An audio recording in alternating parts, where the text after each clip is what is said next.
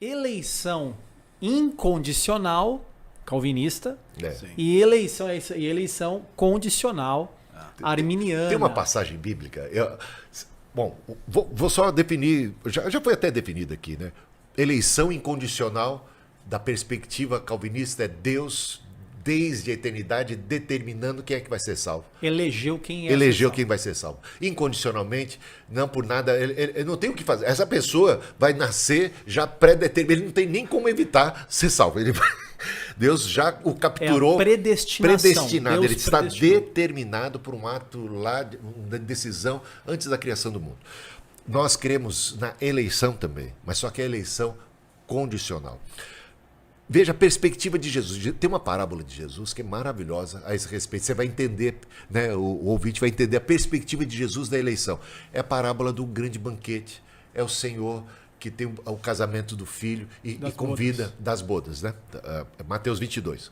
Então ele convida os convidados originais, uma representação ali dos judeus, né? Sim. Os judeus, ele veio para os que eram seus, mas os seus não o receberam. Então ele envia o convite originalmente para esses judeus. Eles têm esse privilégio de primeira mão receber esse convite da graça para participar dessa festa maravilhosa, dessa boda do filho do rei. E de repente eles rejeitam. O Senhor insiste, olha só que interessante, o Senhor insiste, manda novos mensageiros, só que esses são maltratados e até mortos. O Senhor fica muito irado, o dono fica ofendido, muito irado e traz juízo sobre eles. Bom, Jerusalém, Jerusalém, porque matas os profetas, apedrejas tantos quantos são enviados. Quantas vezes eu quis com a galinha para seus peitinhos, eu quis salvar vocês, mas vocês não quiseram. Eis aí, né, a sua destruição e a queda de Jerusalém, toda essa coisa, porque não aceitaram, não acolheram. Mas Deus agora, bom, eu estou já interpretando a parábola, mas o senhor da festa ali, o rei, ele envia agora os convites, seus mensageiros para todo mundo, indistintamente, não para aquele grupo seleto a princípio, mas agora indistintamente para todo mundo para participar da festa. E aí então a sala de banquete fica cheia. Mas ele repara que tem um lá que não está com as vestes nupciais, porque ele não apenas convidou todo mundo de última hora, então tinha gente miserável, ele propiciou as vestimentas. Olha a graça de Deus, o cuidado, né? A salvação nos termos de Deus. Ele te pega do jeito que você está, do jeito que você foi pego de surpresa, mas não tem como, eu vou nesse banquete. Não, tem aqui a roupa. Tudo é obra de Deus. Você vai ser justificado, você vai estar com uma roupa bonita, você vai estar lavado, redimido, né? Tudo isso é representação da santificação, da graça de Deus. Tem um lá que não está com as vestes nupciais. Alguém que confia no seu próprio taco. A minha roupa, eu não preciso, sabe, eu tenho. É a ideia do mérito próprio, talvez um pelagiano ali representado, né? Ou um judeu, né, que acreditava Sim. muito na sua própria... no seu próprio mérito, que eu obedeço a lei, eu guardo e tal. Aí, põe esse para fora, bota esse para correr, porque não é assim, tem que estar... né? Não é nas tuas condições, não é no teu mérito, essa roupa eu não aceito, tem que ser no sangue de Jesus. Aí vem a moral da história no final. Muitos são chamados. Olha o que Jesus está dizendo. Como é que ele resume essa parábola? Muitos são chamados, mas poucos os escolhidos. Escolhidos. E aí? Não é aí calvinista tá. Isso? Mas aí que tá. Quem desse grupo todo, dessa parábola toda, quem estava pré-determinado a ficar de fora desse banquete? Veja que aquele primeiro grupo recebeu em primeira mão o convite e insistente, mesmo depois de ter negado, mais uma oportunidade. E agora aquele outro que ficou também do lado de fora, acabou ficando do lado de fora, também ficou do lado de fora porque quis entrar do jeito dele. Ou seja, ninguém precisava ter ficado do lado de fora. Cada um que ficou do lado de fora fez pelo seu livre-arbítrio, por sua decisão, pela rejeição do convite ou por querer entrar de qualquer jeito, da sua maneira. Portanto, eleitos segundo Jesus Cristo ali, os eleitos, no final das contas, são aqueles que aceitam o convite nos termos do rei, da graça do rei, como o rei apresenta. Portanto, ninguém precisava ter ficado do lado de fora, ninguém estava condenado desde antemão. Essa parábola exemplifica o que é eleição condicional. Então, no final das contas, aqueles que preencheram as condições que Deus estabeleceu, por meio da fé, por meio da graça, o convite é gratuito, é a graça, é o Senhor oferecendo, a roupa que Ele oferece, os termos são deles. Então, o que deveriam fazer os convidados? Apenas aceitar, acolher, receber a vestimenta, colocar. Eles não têm mérito nenhum Então nisso. a condição seria a condição de aceitar os termos de Deus. Pela graça, sois salvos, mediante a fé. Isso não vem de vós, é dom de Deus. Né? A salvação é um dom divino, né? Que nós acolhemos por meio da fé. E Efésios 1, que fala sobre predestinação antes da fundação do mundo. Não teria aí uma condição. Eleição corporativa. Vou deixar com o meu querido amigo aqui, Jamir. Veja, Thales e os telespectadores aqui do podcast. O tema da eleição é um tema muito importante nas Escrituras. É errado pensar os arminianos não creem na eleição, não creem na predestinação, que é correlato a esse ponto aí do acróstico. Agora, tem um problema mais sério, né? Do ponto de vista, o bispo já fez essa exposição do que é ser eleito no arminianismo, ou seja, Deus leva em conta a decisão que a pessoa tomou, a aceitação da pessoa, que ele capacitou a pessoa para isso. Ou seja, a pessoa escolheu, a pessoa creu, não por méritos próprios, porque Deus habilitou a graça, lembre-se da graça preveniente, que é ela que dá condição a tudo, senão nem mesmo existiríamos, né? Se você existe é por graça, né? E a graça é cronológica e tem como destino a salvação da pessoa. Agora, o calvinismo mais extremados, aqui tem até uma diferença dentro do próprio calvinismo. Vamos pensar assim, toda a raça humana está caída. Se a raça humana está caída, Deus pode escolher alguns para salvação e abandonar os demais. Ele não seria injusto. Ele não seria injusto, porque ele escolheu alguns e todos já estão perdidos, ele salvou alguns, isso é graça. A pergunta que surge aí mas ele poderia salvar os demais? Poderia. Poderia. E por que ele não os fez? E por quê? Se Deus não faz acepção de pessoas. E por que Deus não fez? Então percebe que aí nós voltamos lá na fala inicial do bispo, que o calvinismo, nas últimas consequências, macula o caráter de Deus. Porque Deus me ensina a amar os meus inimigos. Deus me ensina a amar a todas as pessoas indistintamente. E ele não é exemplo disso. Ou seja, ele decide amar apenas um grupo de pessoas. E exige que eu ame a todos. Então não bate. Não bate. A revelação bíblica, ela exige de mim o que Deus é por excelência. Quando Deus exige que eu ame o meu inimigo, é porque ele ama todos. Ele não ama só apenas aqueles que o obedecem ou aqueles que o aceitam. E segundo o calvinismo, Deus não ama todos. Sim. E é interessante. Aí eu pego um gancho aqui, porque essa aí. Vai lá. Essa eu aqui. gosto demais, meu. Aí eles vão dizer que não, Deus ama todos. Eles vão dizer. Deus ama todos porque ele quer bem a todos, ele faz bem para todos, faz chover sobre justos e injustos. Então, ele dá boas dádivas a todo mundo. Mas de que vale o homem ganhar o mundo inteiro e perder a sua alma? Que espécie de amor é esse que alimenta a pessoa durante que cuida, dá boas coisas materiais para as pessoas, que cuida delas num certo sentido, que talvez até possa responder uma oração, abençoar, ajudar, socorrer aqui, fazer, sabe, dar coisas boas para você, temporais. Quando Jesus mesmo diz isso, de que vale ganhar as coisas temporais? É horrível, né, esse pensamento. Perder a alma.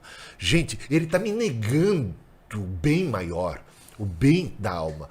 Aí, olha, a parábola que é do amor, a do bom samaritano, Sabe, na parábola do bom samaritano, a gente vai aprender o que é amor da ótica de Cristo, da ótica divina. E o amor da ótica divina, a gente não passa. Quem ama não passa ao largo daquele que está caído. Não faz como levita. Não faz com o samaritano. Não faz como sacerdote. Como sacerdote, desculpa. Não faz como sacerdote. Não faz como levita nem como sacerdote. Não passa ao largo. É incapaz. Deus está dando essa parábola para a gente. Jesus está dando essa parábola para a gente para ensinar que Deus é exatamente amor. Ele é a essência desse próprio ensino. Deus amou o mundo, ele não passa, a graça de Deus se manifestou salvador a todos os homens. Ele é a luz que vindo ao mundo ilumina todo o homem. Ele é propiciação pelos nossos pecados, não apenas pelos nossos, mas pelos do mundo inteiro. Ele é o Cordeiro de Deus que tira o pecado do mundo, sabe? Porque a vontade de Deus é esta, que ninguém se perca, mas que todos cheguem ao conhecimento da verdade, da salvação. Esse é o ensino, esse é o nosso Deus. Agora, o Deus calvinista, desculpa dizer desses tempos, o Deus, quer dizer, que é pregado, essa caricatura que eles fazem de Deus, exatamente a do sacerdote, a do levita que, vendo o caído, nunca estendeu a mão para salvá-lo, nunca deu a ele a destra, nunca se compadeceu dele, sabe, passa batido e ainda faz, olha, vou te dar aqui algumas coisas para te aliviar a dor, até que você morra aí, que eu não me importo que você morra, eu não vou propiciar. Aquele camarada, aquele samaritano fez tudo que estava ao alcance dele, até extrapolou, fez mais para garantir a salvação daquele. Então, eu vejo com muito problema a perspectiva calvinista da eleição incondicional. Então, mas aí voltando a Efésios capítulo 1. Sim. Que Deus predestinou antes da fundação do mundo. Que tipo de predestinação é essa? Deus nos escolheu, a nós, igreja. É uma salvação. A igreja, por exemplo, você pega lá a oliveira de Romanos capítulo 11. A oliveira está predestinada para a salvação. Jesus Cristo é a videira ou a oliveira verdadeira. Nós somos os ramos. Existem ramos naturais que estavam nessa oliveira originalmente e que foram cortados por causa da incredulidade, que podem ser reenxertados. Se abandonarem a incredulidade e voltarem para a fé, podem ser reenxertados. E nós que estamos, diz o apóstolo Paulo, podemos ser cortados e lançados fora. Se o ramo que estiver em mim não der fruto, é cortado e lançado fora. Portanto, a oliveira, a videira, a igreja, nós como corpo de Cristo, o corpo de Cristo chega lá, o corpo de Cristo é salvo. Agora, a nossa salvação, ela é sempre condicional à nossa permanência, desde que conservemos firme até o fim a nossa confissão. Isso são palavras do apóstolo Paulo. O autor de Hebreus diz coisa semelhante. Ou seja, de alguma maneira, a necessidade, a salvação nossa está em Cristo. E quando nós estamos em Cristo, nós estamos no corpo. Então, nos escolheu, nós como família de Deus. Essa família de Deus vai lá. Cristo é o capitão. Agora, se a gente quiser pular do barco, cair fora... Entendi. Então, essa predestinação não seria predestinado à salvação. Seria a igreja predestinada à salvação. A igreja, sim. E não ser predestinada a ser igreja. É isso?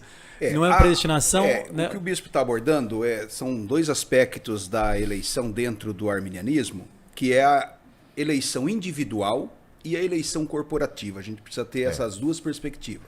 Então, por exemplo, a igreja é eleita incondicionalmente. Isso. Israel é um povo de Deus na antiga aliança eleito incondicionalmente. Sim. Tanto que Israel que foi quebrado da oliveira, né? Foi quebrado da oliveira. Paulo em Romanos 11 vai falar da restauração de Israel. Isso mesmo. Então, veja só, incondicionalmente é o grupo. Corporativamente, é chamado de eleição corporativa porque é o grupo, a nação de Israel ou a igreja. Agora, individualmente, a resposta ela é muito clara nas Escrituras. Né? Por exemplo, o texto de 1 Pedro, capítulo de número 1, verso 1 e 2, diz assim: Pedro, apóstolo de Jesus Cristo, aos estrangeiros dispersos no Ponto, Galácia, Capadócia, Ásia e Bitínia, eleitos segundo a presciência de Deus.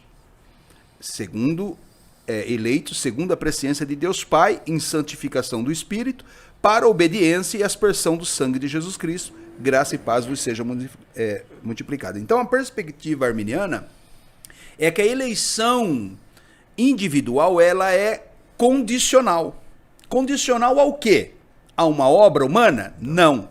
Ao conhecimento prévio de Deus. Deus escolhe mediante a sua presciência.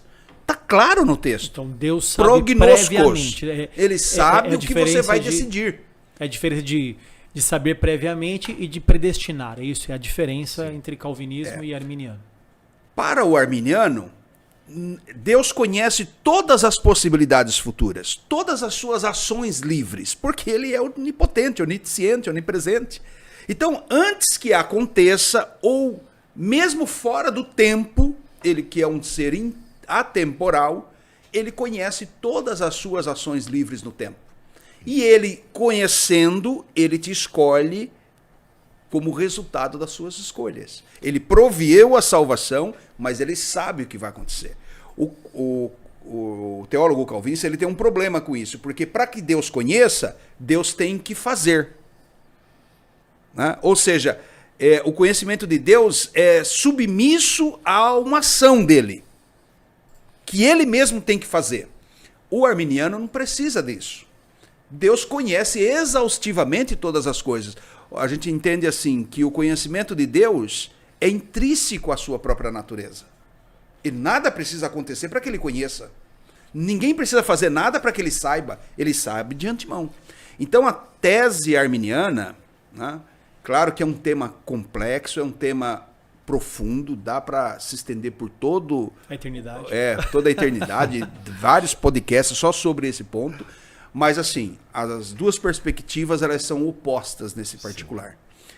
Arminianos entendem que todos foram chamados para a salvação. Aqueles que aceitam, aqueles que receberam Cristo, e Deus sabe quem são essas pessoas, eles os elegeu. Sim. Pela graça. Mas ele levou em conta a resposta humana de fé. Entendi. A gente não quer aqui ficar maculando, né, a corrente calvinista, mas calvinistas mais conservadores, ou digamos assim, mais radicais, chegam ao ponto de dizer que Deus criou pessoas, que é aquela, não sei se a gente vai conseguir falar hoje sobre supralapsarianismo e infralapsarianismo. Sim. São duas correntes dentro do calvinismo, inclusive que brigam entre si, que são facções dentro do calvinismo. Veja que o calvinismo não é uma coisa linda, monolítica, né? Eles têm as suas disputas internas. Mas, ou seja, por exemplo, um representante desse calvinismo supralapsariano, como Joe Owen, como R.C. Sproul, que entendem que Deus criou pessoas para condená-las. Não é que as pessoas estavam condenadas e Deus lá escolheu um grupo para salvar e deixou as demais condenadas. Deus as criou condenada. Então, e aquele texto que fala sobre soberania de Deus também, né? Que criou um vaso para honra. Eu não posso ter misericórdia de quem eu quero. Romanos 9. Romanos 9, né? Agora, pode. Romanos 9, se não me engano, aqui, versículo... Estava pegando aqui. Vaso de honra. Que diremos então, versículo 14? Que Deus é injusto? Porque essa é a questão, né? Sim. Que diremos então? Deus é injusto? De modo nenhum. Pois ele diz a Moisés: terei misericórdia de quem eu tiver misericórdia, e terei compaixão de quem eu tiver compaixão. Assim, mesmo. Pois, isso não depende de quem quer ou de quem corre, mas de Deus que tem misericórdia. Isso. Então isso não seria uma soberania de dizer assim, e Deus é injusto, mas ele não tem misericórdia de quem não, quer? Então, isso aí mesmo. Nós concordamos que Deus tem misericórdia de quem ele quer. A pergunta é, de quem que Deus teve misericórdia? De todos. De todos. Porque ele é coerente, Deus é coerente. Então, mas o texto não fala... Ele é um ser livre. Ele pode criar uns para honra, outros para desonra. Ele não fala justamente sobre isso. Eu não... Aqui, a questão dos vasos, né?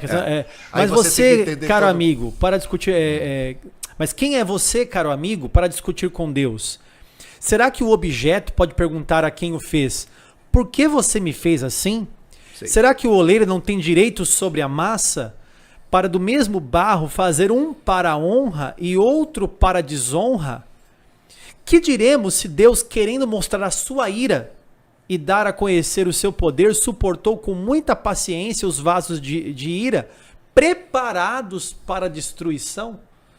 Isso não seria uma predestinação? Eles não foram preparados para a destruição? Então você tem que entender o que Paulo está falando. Ele está tratando de um assunto muito delicado, que é porque é que os os gentios estão se multiplicando, se convertendo, cada vez se tornando maioria, né? Já naquela época na igreja, tendo fé em Cristo, crendo no Senhor, sendo salvos, enquanto os judeus estavam rejeitando, na sua grande maioria. Jesus veio para os que eram seus não o receberam. Então, a questão aí é isso. Os judeus é que estão questionando. São os judeus que estão questionando. Ué, o que está acontecendo agora? Deus está tendo misericórdia desses gentios? Entendi. Seja, então, o contexto é uma resposta aos judeus. Aos judeus, é uma resposta a esse argumento judaico. Por quê? Porque eles se sentiam os eleitos. A princípio não é a comunidade, né, o povo eleito, a nação santa e tudo mais, mas de repente a grande maioria desse povo eleito está rejeitando o eleito por excelência, o Cristo. Estão se colocando numa condição de desgraça, estão ficando fora, estão sendo cortados, estão sendo rejeitados por causa da sua incredulidade. Então, eles estão questionando porque... Olha o que o calvinismo entende disso aí, que Deus está limitando e restringindo o número de eleitos. Não é isso que o calvinismo ensina? A conclusão seria isso, que Deus, a partir daí, ele está restringindo, determinando que apenas um punhado, um grupo menor, será os eleitos. Quando, de fato, o que o apóstolo Paulo está dizendo, e usando exatamente todos esses argumentos, é que Deus é livre para abrir a porta, para estender a salvação, para acolher gente de todos os povos, tribos, línguas e nações, como está acontecendo, né? E é isso, e aí dá a rejeição. Agora, veja só, sobre os vasos de ira e vasos... Quando ele fala de vasos de ira, vasos de honra, dá uma olhada no contexto. A gente tem que entender que o contexto bíblico, ele está falando aos judeus, respondendo a essa questão judeus, pega Jeremias capítulo 18. Em Jeremias capítulo 18, Deus está falando assim, vocês são um vaso... na minha mão, o vaso que se estragou na minha mão, por imperícia do oleiro. Esse vaso, como querem os calvinistas, parece um ser inanimado, um barro à toa. Não, esse barro é vivo, esse vaso é vivo, ele se rebela, ele tem livre-arbítrio, ele se estragou na mão com toda a perícia do autor, porque Deus criou os seres humanos à sua imagem e semelhança, criou esse povo e não colocou um cabresto neles, e não regeu eles de maneira a impedir as suas ações de rebelião. Então, o que aconteceu? Aí ele diz assim, eu não posso pegar esse vaso agora, quebrar esse vaso e fazer um outro? E aí ele começa a dizer um negócio, se eu disser para uma nação, ó nação, agora você vai ser abençoada e tal, e essa nação se comportar mal, eu vou tirar a bênção que eu dei para essa nação. Ele está dizendo isso no contexto de Jeremias 18, e é o que aconteceu com Israel. E se aquela nação que eu disse que não ia fazer parte e que já estava amaldiçoada, se ela se arrepender, eu vou acolher ela. É o que está acontecendo, ele está acolhendo aqueles que não eram povo, agora estão fazendo parte do povo. E aqueles que eram povo estão deixando de ser por causa da incredulidade. Agora, no capítulo 11, ele diz que podem, e há uma bela esperança de retorno, de resgate, de avivamento, de despertamento espiritual, até mesmo para essa nação de Israel. Esses ramos originais que foram quebrados por incredulidade. Num certo sentido, haverá, no final dos tempos, um regresso, eu diria assim, significativo de judeus aceitando o Cristo como o Messias.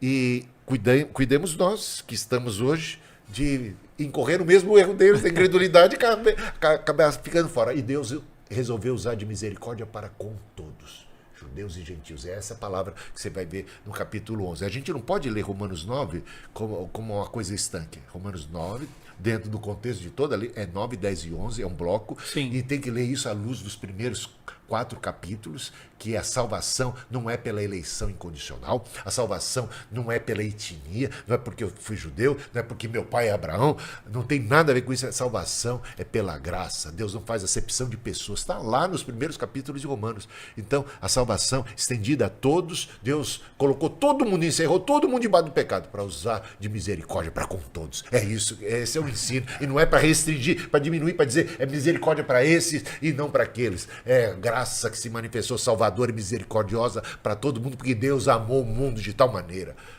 Esse aí é o evangelho, gente. Uma outra perspectiva, Tarles, que Armínio contribuiu muito com o capítulo 9. Inclusive, ele tem um comentário sobre o capítulo 9 de Romanos. E ele trabalha uma ideia em cima de Romanos que é assim, é absolutamente revolucionária. O que Paulo está tratando nessa perícope do 9 ao 11, né, esse bloco de texto, é uma eleição instrumental de Israel. Também. Muito bem lembrado. Não é Paulo não está tratando nesses capítulos, e fica muito claro quando você lê os 3 capítulos na sequência. Na verdade, você deveria ler todo o livro, né? Porque é sempre aquela regra. O contexto de uma palavra é o versículo, o contexto do versículo é o capítulo, o contexto do capítulo é o livro, o contexto do livro é o testamento, o contexto do testamento é a Bíblia inteira. A Bíblia inteira. Você tem que ir ampliando essa perspectiva para você ver se aquela interpretação daquela palavra vai se encaixar no contexto bíblico. Então a primeira questão é assim: será que Paulo está falando de predestinação individual para a salvação de pessoas? Não. Paulo não está tratando disso no capítulo. Não está tratando disso no capítulo, à luz do capítulo anterior e posterior. Não está tratando isso no livro de Romanos, de eleição individual para a salvação, nesses termos de faço um para desonra, faço outro para a honra. Quando Paulo está tratando nesses termos dessa liberdade de escolha de Deus, Paulo está tratando da eleição de Israel instrumental para a salvação das nações. E não é exatamente isso que aconteceu? Abraão, sai da tua terra, do meio da tua parentela, para uma terra que eu te mostrarei.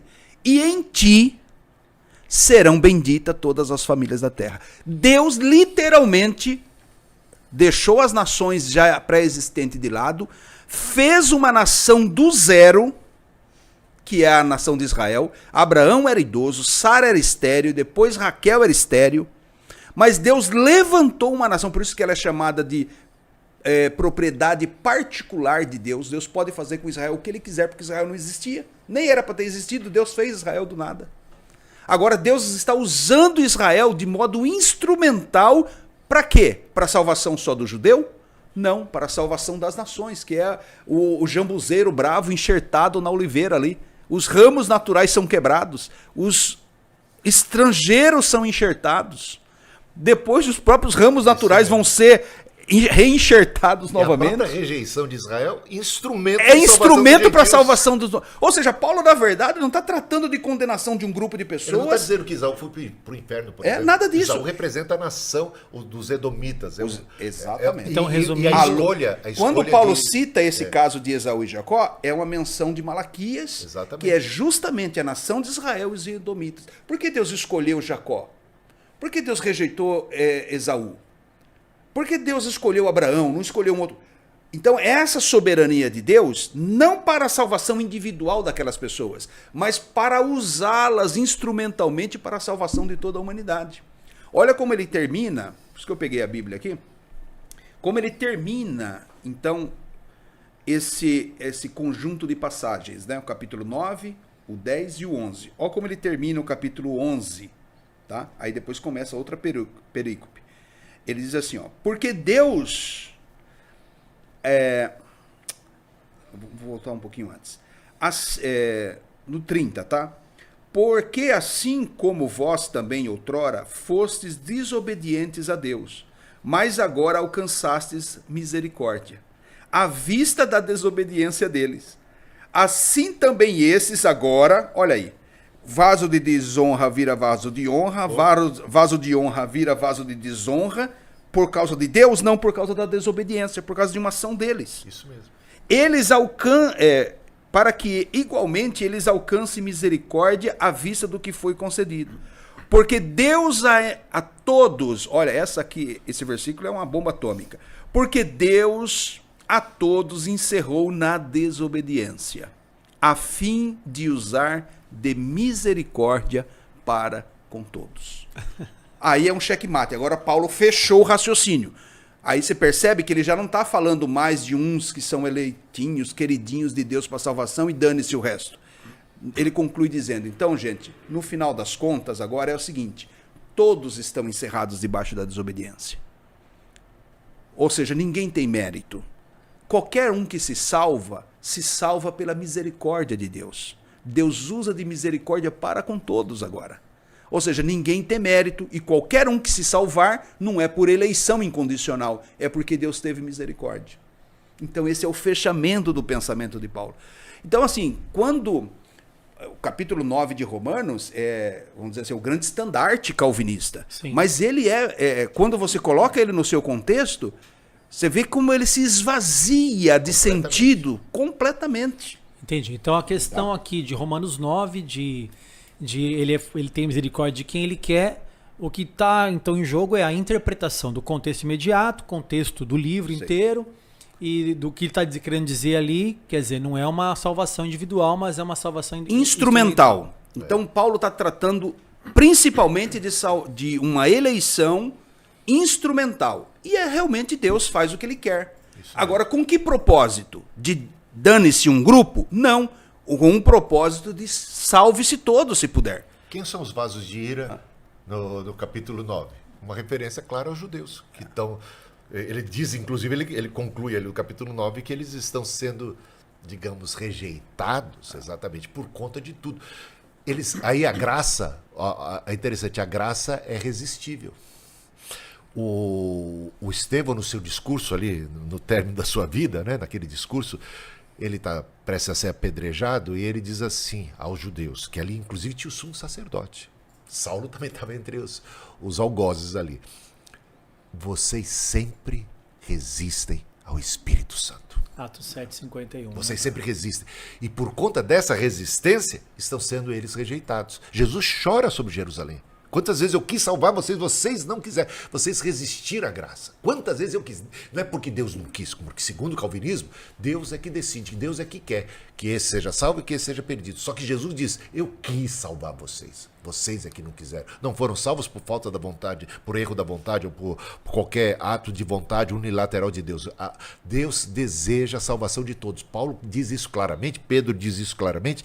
Ou seja, a salvação de Deus é extensiva a todos. E o que Paulo está mostrando no capítulo 9 é uma extensão da misericórdia e não uma restrição dela. Inclusive, ela continua válida para os próprios judeus, porque Paulo segue orando por esses vasos de ira, com a esperança de que eles venham se converter. Como é que a gente pode orar? Paulo não pode ter uma perspectiva predestinista, determinista, calvinista. Por quê? Porque senão ele não oraria por aqueles que são vasos de ira, criados para a perdição. Ele está orando para que eles mudem de lado, para que eles possam abraçar a fé. E ele até incita, ele não apenas ora, ele trabalha, ele faz de tudo para poder ganhar os judeus para Cristo. Ele diz assim, eu incito a emulação, a um ciúmes. Eu me volto para os judeus e para os gentios e ao ser apóstolo dos gentios e multiplicar o número de gentios convertidos, eu espero que com isso eles ficam vendo assim, poxa, está funcionando, olha lá, olha como se multiplica, olha o que está acontecendo, olha, eles adoram o Deus de Abraão, de Isaac e de Jacó, e ele entende que através disso eles possam entender o valor de Cristo e possam se voltar para o próprio Messias e reconhecer. Olha o que Paulo está fazendo, tudo para a conversão dos próprios judeus, seus conterrâneos. Ele chora, ele sofre. Como é que ele sofreria tanto? No capítulo 9, no início, ele diz, todo sofrimento, todo lamento dele, ele ia se lamentar por um decreto já eterno de Deus? Ele ia estar tão inconformado com as ações, né, já arbitrárias de Deus, segundo o ponto de vista calvinista? Não é porque Deus arbitrariamente decidiu, eles estão nessa condição porque Deus quis e eles rejeitaram a graça múltiplas e múltiplas vezes.